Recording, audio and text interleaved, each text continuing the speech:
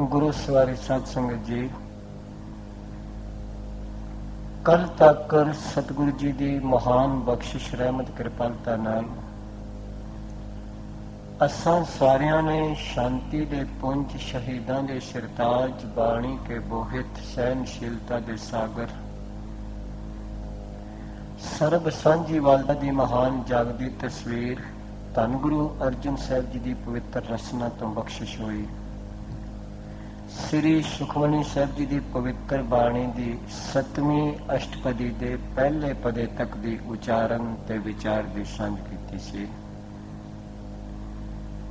ਆਓ ਸਤਿਗੁਰੂ ਦੀ ਬਖਸ਼ਿਸ਼ ਨਾਲ, ਰਹਿਮਤ ਨਾਲ ਅੱਜ ਦੂਸਰਾ ਪਦਾ ਗੁਰਦੇਵ ਦੀ ਕਿਰਪਾ ਨਾਲ ਆਰੰਭ ਕਰ ਰਹੇ ਹਾਂ। ਸਤਿਗੁਰੂ ਜੀ ਬਖਸ਼ਿਸ਼ ਕਰਨਗੇ, ਰਹਿਮਤ ਕਰਨਗੇ। ਅੱਜ ਇਹਦੇ ਵਿੱਚ ਮੈਨੂੰ ਤੇ ਤੁਹਾਨੂੰ ਦ੍ਰਿਸ਼ ਤੋਂ ਉੱਠ ਕੇ ਦ੍ਰਸ਼ਟਾ ਦੇ ਬਚਨ ਬਖਸ਼ਿਸ਼ ਕਰਨਗੇ। ਆਮ ਤੌਰ ਤੇ ਬੰਦਾ ਕਿਸੇ ਦ੍ਰਿਸ਼ ਵਿੱਚ ਹੀ ਗੁੰਮ ਹੋ ਜਾਂਦਾ ਹੈ। ਆਮ ਤੌਰ ਤੇ ਬੰਦਾ ਕਿਸੇ ਕੁਦਰਤ ਦੇ ਵਿੱਚ ਹੀ ਫਸ ਕੇ ਤੇ ਕਾਦਰ ਤੋਂ ਬੇਵਾਕਫ ਹੋ ਜਾਂਦਾ ਹੈ। ਇਹ ਸੁਭਾਅ ਹੈ ਬੰਦੇ ਦਾ। ਇਹ ਕੇਵਲ ਕਿਸੇ ਕ੍ਰਿਤ ਵਿੱਚ ਹੀ ਗੁੰਮ ਹੋ ਜਾਂਦਾ ਹੈ ਤੇ ਕਰਤੇ ਤੱਕ ਪਹੁੰਚਦਾ ਹੀ ਨਹੀਂ। ਕਿਸੇ ਦ੍ਰਿਸ਼ ਵਿੱਚ ਗੁੰਮ ਹੋ ਜਾਂਦਾ ਹੈ, ਦ੍ਰਸ਼ਟੇ ਤੱਕ ਪਹੁੰਚਦਾ ਹੀ ਨਹੀਂ। ਇਹ ਸੁਭਾਅ ਹੈ। ਆਮ ਤੌਰ ਤੇ ਪ੍ਰਭਤਾ ਤੱਕ ਹੀ ਗੁੰਮ ਹੋ ਜਾਂਦਾ, ਪ੍ਰਭੂ ਤੱਕ ਨਹੀਂ ਪਹੁੰਚਦਾ ਜੀਵਨ।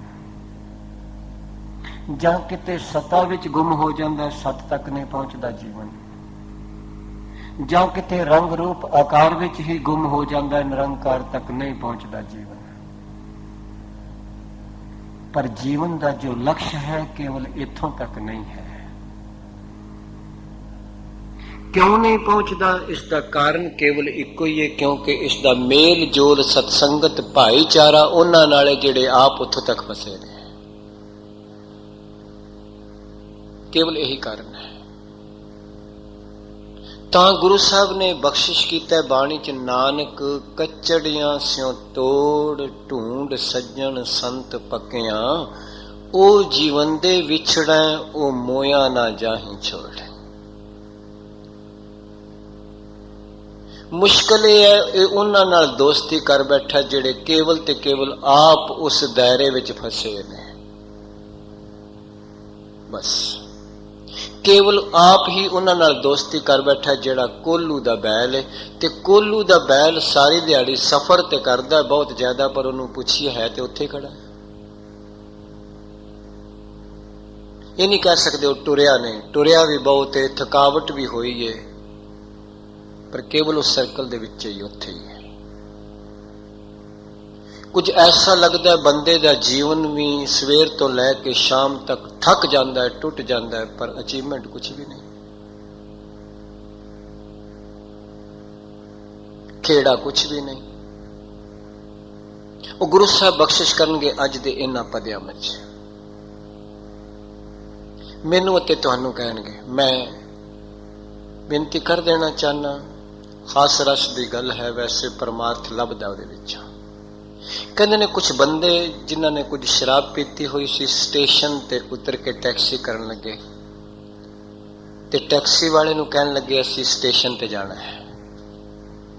ਖੜੇ ਵੀ ਸਟੇਸ਼ਨ ਤੇ ਸਨ, ਬਾਹਰ ਨਿਕਲੇ, ਕਹਿਣ ਲੱਗੇ ਅਸੀਂ ਰੇਲਵੇ ਸਟੇਸ਼ਨ ਜਾਣਾ ਹੈ। ਟੈਕਸੀ ਵਾਲੇ ਨੂੰ ਪਤਾ ਲੱਗ ਗਿਆ ਵੀ ਇਹ ਸ਼ਰਾਬੀ ਨੇ, ਇਹਨਾਂ ਨੂੰ ਪਤਾ ਹੀ ਨਹੀਂ ਅਸੀਂ ਕਿੱਥੇ ਹਾਂ। ਉਹਨੇ ਕਿਹਾ ਹਾਂ ਜ਼ਰੂਰ ਲੈ ਜਾਊਂਗਾ, 400 रुपया ਲਾਂਗਾ। ਕਹਾਂ ਠੀਕ ਹੈ ਬੈਠ ਜਾਓ। ਉਹ ਟੈਕਸੀ ਵਿੱਚ ਬੈਠ ਗਏ ਨੇ। ਟੈਕਸੀ ਵਾਲੇ ਨੇ ਟੈਕਸੀ ਟੋਰੀ ਨਹੀਂ, ਕੇਵਲ ਸਟਾਰਟ ਕਰਕੇ ਐਕਸੀਲੇਟਰ ਦੇ ਗਿਆ, ਰੇਸ ਦੇ ਗਿਆ।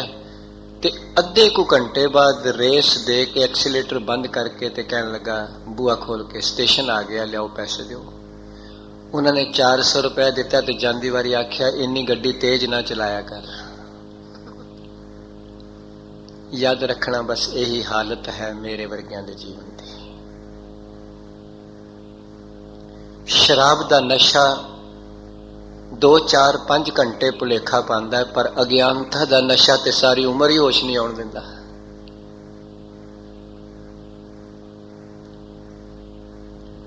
अज्ञानता का नशा बहुत लंबा है। 50 साल 60 साल 70 साल 80 साल भी नहीं उतरता। बंदा जिथे पैदा होया सी उत्थे दा उत्थे ही खड़ा है। कर्म विच ही पैदा होया ते कर्म ते खलोता है, भरम विच पैदा होया भरम विच खलोता है, अज्ञानता विच पैदा होया अज्ञानता ते खलोता है, संशय विच पैदा होया संशय ते खलोता है। कोई डेवलपमेंट नहीं जीवन विच। क्यों नहीं? क्योंकि संगत नहीं है इस तरह की रब दे प्यारियां दी। संगत उन्हां नाल ही है पहुंचोगे। अज गुरु साहब कह रहे ने, गुरु अर्जन साहब पातशाह तो कुर्बान जावां, जेड़े मैनू ते तुहानू ये दात बख्शिश कर रहे ने कि गुरमुखां दी संगत करन नाल मिलदा की है, क्यों करनी चाहिए है, फायदा की है। हुणे सत्कारयोग भैन जी मेरे नाल आए ने ते मैनू कहन लगे ज्ञानी जी किन्नियां को टेपां बन गईयां सुखमनी साहब दियां।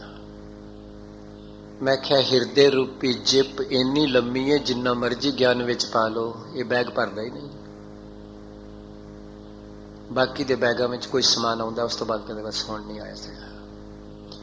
की पता है किसे कमियार नूं किहड़ी सट नाल अखीर कड़िया जाना है। की पता है किसी सराफ नूं कि किहड़ी सट अखीर होएगी गहणे नूं करन वाली। दस नूं की पता गुरु ने की कराना है, ये तो वही जानते हैं। गुरु अर्जन पातशाह ही जानते हैं। आओ सतगुरु कृपा करते ने, बख्शिश करते ने, रहमत करते ने। इस तो पहला कि गुरु दे अमोलक बचन आपस विच बैठ के पढ़िए ते विचारिए। सतगुरु दी बख्शी हुई फतेह दी सांझ बख्शो। प्यार सहित आखो वाहिगुरु जी का खालसा वाहिगुरु जी की फतेह। हाँ जी। साध के संग अगोचर मिले। बहुत बढ़िया, पहला ही बचन सतगुरु कहने साध कै संग, गुरमुखां दी संगत नाल अगोचर ते अगोचर दे रारे थल्ले औंकड़ है।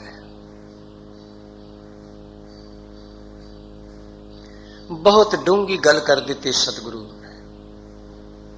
महाराज कहते ने जो कुछ भी तेनू दूजियां दी संगत विचों मिलेगा वो केवल ते केवल गोचर होएगा, अगोचर नहीं होएगा। जो कुछ तेनू संसार दियां दुकानां तो मिलेगा वो केवल दृश्य होएगा, दृष्टा नहीं होएगा। जो तेरे हाथ विच आएगा वो केवल रूप होएगा, स्वरूप नहीं होएगा।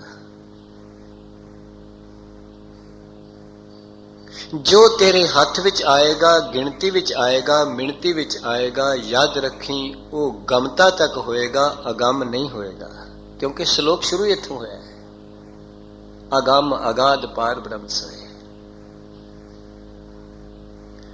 जो तेनू संसार दियां दुकानां तो मिलेगा वो माया दे तिन्ना गुणा तक होएगा।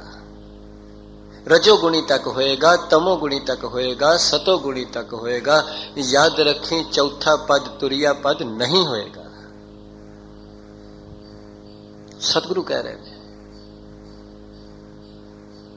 गुरुदेव कह रहे हैं, महाराज कह रहे ने साध कै संग अगोचर मिला है। आख्या गुरमुखां दी संगत नाल ओ मिलदा है जेड़ा दिसदा नहीं, जेड़ा इन्हां अखां नाल नहीं दिसदा वो मिल जाता है। सतगुरु ने गुरु ग्रंथ साहिब जी अंदर एक बोल कहे ने, कृष्ण महाराज ने भी गीता विच वो बोल कहे ने। कृष्ण महाराज अर्जन नूं निमित्त बना के गीता विच कहंदे ने, अर्जुन इन्हां अखां नाल तू मैनू नहीं देख सकदा। स्पष्ट गल है। तो सतगुरु ने बाणी विच भी बिल्कुल उही बचन वरते ने, नानक से अखड़ियां बयान जिन्नी डिसंदो मां पिरी। बेया मुल्तान दी भाषा है। महाराज कहने वो अखां होर ने जिन्हां नाल मेरा प्यारा दिसदा है, इन्हां अखां नाल नहीं दिसदा। ਇਹ ਅੱਖਾਂ ਕੇਵਲ ਦ੍ਰਿਸ਼ ਤੱਕ ਵੇਖਦੀਆਂ ਨੇ, ਰੂਪ ਤੱਕ ਵੇਖਦੀਆਂ ਨੇ, ਸਰੂਪ ਤੱਕ ਨਹੀਂ ਵੇਖਦੀਆਂ। ਜੇ ਇਹ ਅੱਖਾਂ ਵੇਖ ਸਕਦੀਆਂ ਹੁੰਦੀਆਂ ਤਾਂ ਗੁਰੂ ਅਮਰਦਾਸ ਸਾਹਿਬ ਕਦੀ ਵੀ ਨਾ ਕਹਿੰਦੇ, ਕਹੋ ਨਾਨਕ ਇਹ ਨੇਤਰ ਅੰਧ ਸੇ, ਕਿ ਮੇਰੀਆਂ ਅੱਖਾਂ ਪਹਿਲਾਂ ਅੰਨੀਆਂ ਸਨ, ਸਤਿਗੁਰ ਮਿਲੈ ਦਿਵਦਿਸ਼ਟ ਹੋਈ। ਕੀ ਗੁਰੂ ਅਮਰਦਾਸ ਸਾਹਿਬ ਨੂੰ ਪਹਿਲਾਂ ਦਿਸਦਾ ਨਹੀਂ ਸੀ? ਦਿਸਦਾ ਸੀ, ਪਰ ਕੇਵਲ ਰੂਪ ਰੰਗ ਆਕਾਰ ਦ੍ਰਿਸ਼ ਦਿਸਦਾ ਸੀ, ਦ੍ਰਸ਼ਟਾ ਨਹੀਂ ਸੀ ਦਿਸਦਾ। ਕੇਵਲ ਗੋਚਰ ਦਿਸਦਾ ਸੀ, ਅਗੋਚਰ ਨਹੀਂ ਸੀ ਦਿਸਦਾ।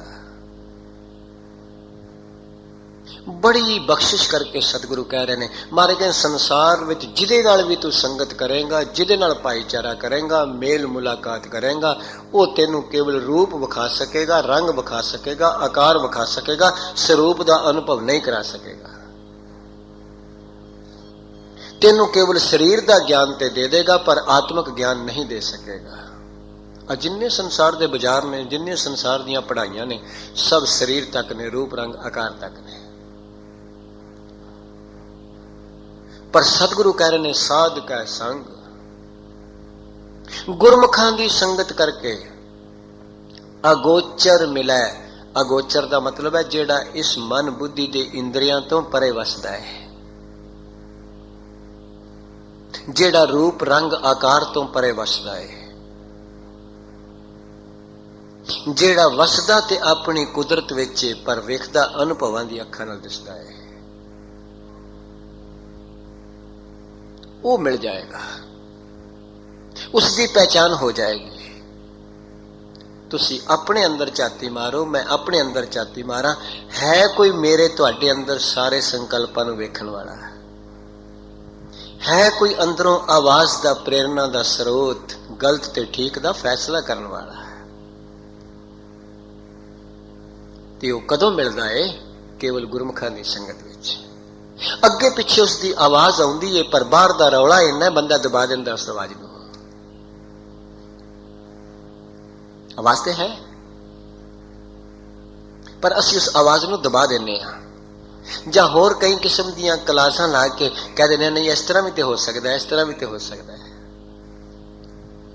ਪਰ ਸਤਿਗੁਰੂ ਕਹਿ ਰਹੇ ਨੇ, ਸਾਧ ਕੈ ਸੰਗ। ਸਾਧ ਦਾ ਮਤਲਬ ਕਿਸੇ ਕੱਪੜੇ ਨਾਲ ਨਹੀਂ, ਕਿਸੇ ਭੇਖ ਨਾਲ ਨਹੀਂ, ਕਿਸੇ ਰੰਗ ਨਾਲ ਨਹੀਂ, ਕੇਵਲ ਤੇ ਕੇਵਲ ਜਿਸਨੇ ਆਪਣੇ ਕਰਮ ਇੰਦਰੇ, ਗਿਆਨ ਇੰਦਰੇ, ਮਨ ਬੁੱਧੀ ਅੰਤःਕਰਨ ਨੂੰ ਸਾਧ ਲਿਆ ਹੈ, ਉਸ ਨੂੰ ਕਹਿੰਦੇ ਨੇ ਸਾਧ।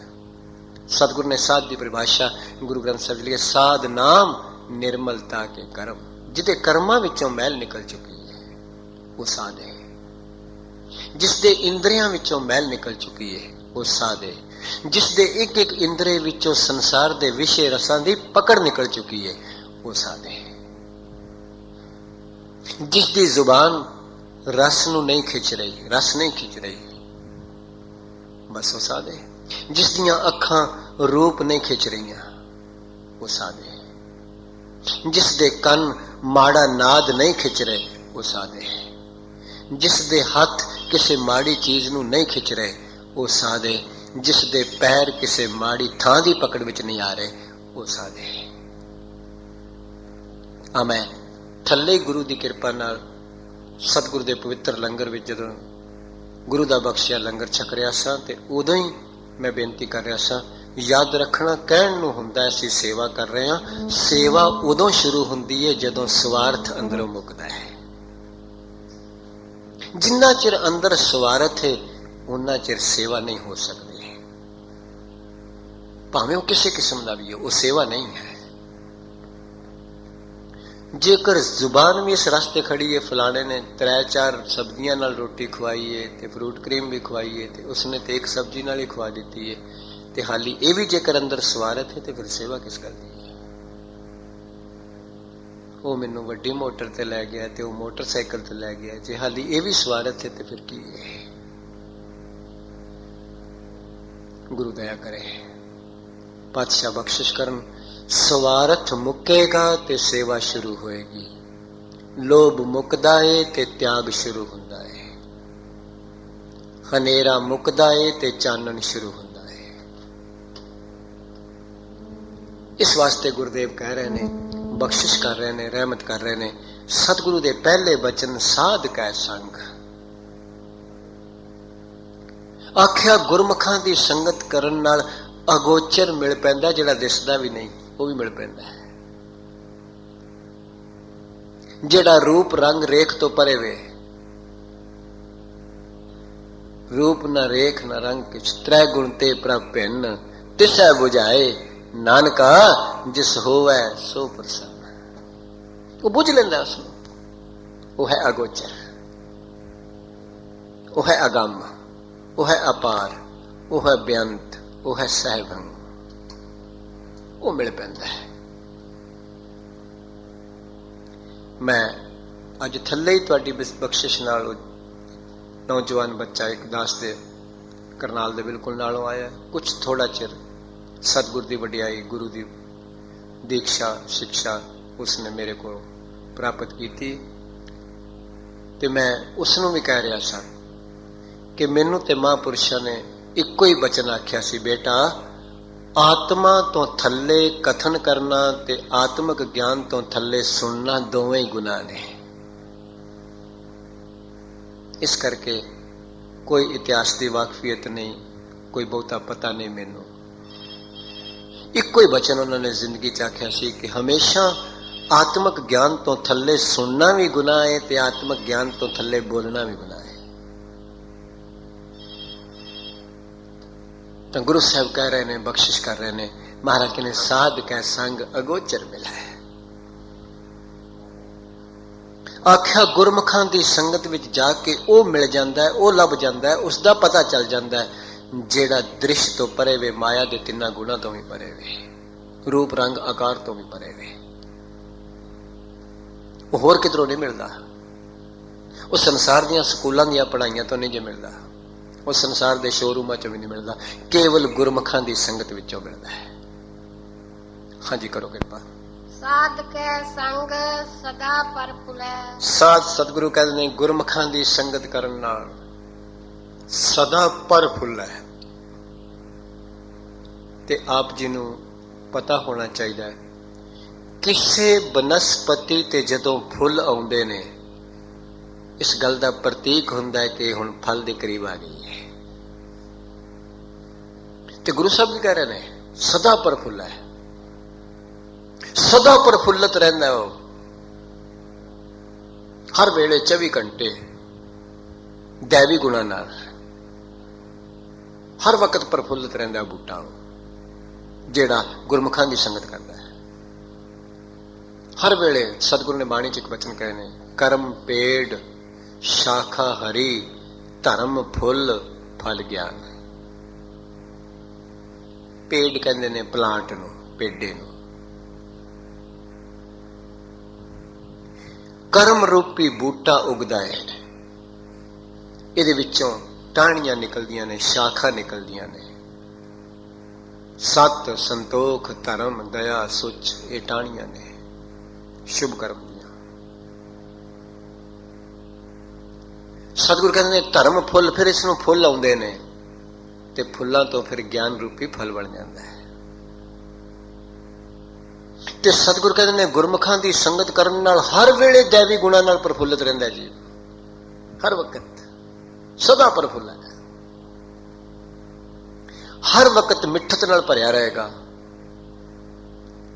हर वक्त परोपकार दी बिरती नाल भरिया रहेगा, हर वेले सेवा दी बिरती नाल भरिया रहेगा, हर वेले उहदी सिफत तो सलाह विच भरिया रहेगा। ते जेकर संगत गुरमुखां दी नहीं होएगी तो फिर भी भरिया तो रहेगा, जां निंदिया विच भरिया होएगा, जां क्रोध विच भरिया होएगा, जां किसी दी हेरा फेरी ते ठगी विच भरिया होएगा। भरिया तो फिर भी होएगा, क्योंकि मन का सुभाव है खाली नहीं रह सकता, खाली नहीं रह सकता। तो गुरु साहब कहते हैं साध कै संग सदा प्रफुल्ला है। गुरमुखां दी संगत करना सदा प्रफुल्लित हो जाता है, हमेशा हमेशा दैवी गुणा दे फुल फल लगे रहते हैं, हर वेले खिड़िया रहता है। ताई ते सतगुरु बाबा कबीर कहते हैं, कबीर ऐसा बीज बोए 12 मास फलंत, हर वेले 12 महीने फल देता है। वो नाम का बीज है, गुरु के शब्द का बीज है। बाकी दे बीज कोई 12 महीने फल नहीं देंगे। तो गुरु साहब कह रहे ने साध का संग सदा प्रफुल्ल है। सदा का मतलब है हमेशा प्रफुल्लित रहना। बिरती एक रस निरंतर ब्रह्माकार हो जानी। ते ब्रह्माकार बिरती भी उत्थे केवल कहन कवान तक है। जदों बिरती जाके लय हो जाएगी वो ज्ञान बन जाएगी। जदों पौड़ी मंजिल ते पहुंच जाती है, छत ते पहुंच जाती है, फिर उसनूं तुसी छत कहोगे कि पौड़ी कहोगे?